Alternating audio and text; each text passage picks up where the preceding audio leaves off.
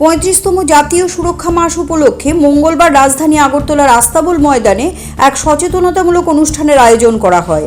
এদিনের এই অনুষ্ঠানে উপস্থিত ছিলেন মুখ্যমন্ত্রী অধ্যাপক ডক্টর মানিক সাহা, পরিবহন দপ্তরের মন্ত্রী সুশান্ত চৌধুরী, আগরতলা পুর নিগমের মেয়র দীপক মজুমদার সহ অন্যান্য বিশিষ্ট ব্যক্তিবর্গ এবং সরকারি আধিকারিকেরা।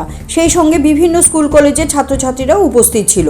রঙিন বেলুন উড়িয়ে অনুষ্ঠানের উদ্বোধন করেন মুখ্যমন্ত্রী সহ উপস্থিত অতিথিরা। রঙিন বেলুনগুলোতে সড়ক সুরক্ষা সংক্রান্ত বিভিন্ন পোস্টার লাগানো ছিল।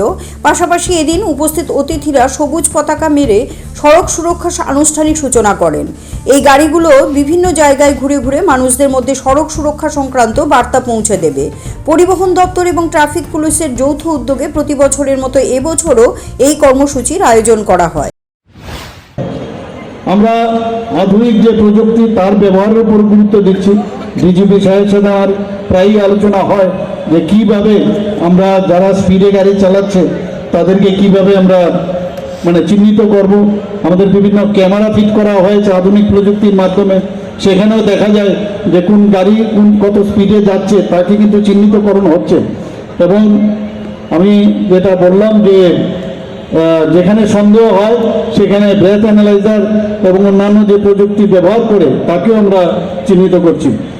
আমাদের মাননীয় প্রধানমন্ত্রী যে একটা ডিসিশন নিয়েছেন যে যারা দূরপাল্লার যারা গাড়ি চালান তাদের জন্য প্রায় 1000-এরও বেশি বিশ্রামাগার বিভিন্ন জায়গায় বানাবে ড্রাইভারদের জন্য, যাতে করে ওনারা বিশ্রাম রেস্ট নিতে পারে। একটা স্ট্রেস যখন চালায় তারাও কিন্তু স্ট্রেসে থাকে, তো সেই স্ট্রেস থেকেও অনেক সময় এই ধরনের দুর্ঘটনা হওয়ার সম্ভাবনা থাকে। ন্যাশনাল হাইওয়ে, স্টেট ওয়ের পাশে এবং সেই বিশ্রামাগার তৈরি করার আমি জানি না ত্রিপুরাতে এখন আমরা, কিন্তু মাননীয় প্রধানমন্ত্রীজি সেই ডিসিশনটা নিয়েছে।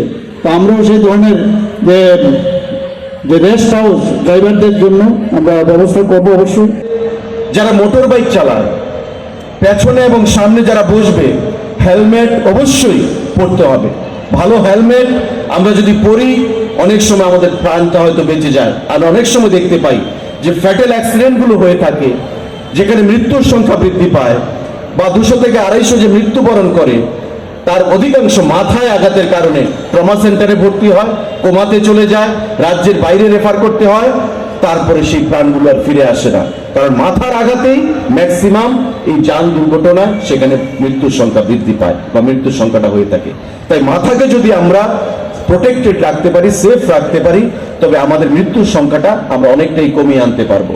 তাই পরিবহন দপ্তর থেকে আজকে টোকেন হিসাবে কিছু হেলমেটও প্রদান করা হবে এবং আগামী দিনে আমরা আগরতলা শহরের বিভিন্ন জায়গায় ক্যাম্প করে পরিবহন দপ্তর থেকে আমরা ব্যক্তিগতভাবে উপস্থিত থেকে মানুষের মধ্যে, যান চলাচলকারীদের মধ্যে সেখানে আমরা হেলমেট প্রদান করব। দপ্তর থেকে এগুলো ক্ষুদ্র বা সামান্য এক প্রচেষ্টা আমরা গ্রহণ করতে পারি, কিন্তু যতক্ষণ না পর্যন্ত মানুষের মধ্যে সচেতনতা বৃদ্ধি পাবে, মানুষ তার জীবন নিয়ে সিরিয়াস হবে, ততক্ষণ পর্যন্ত রাজ্য সরকারের দ্বারা সম্ভব হবে না এই যান সন্ত্রাস রোধ করা এবং ত্রিপুরা রাজ্যে প্রতি বছর মৃত্যুর সংখ্যাটাকে নিয়ন্ত্রণ করা। বন্ধুরা,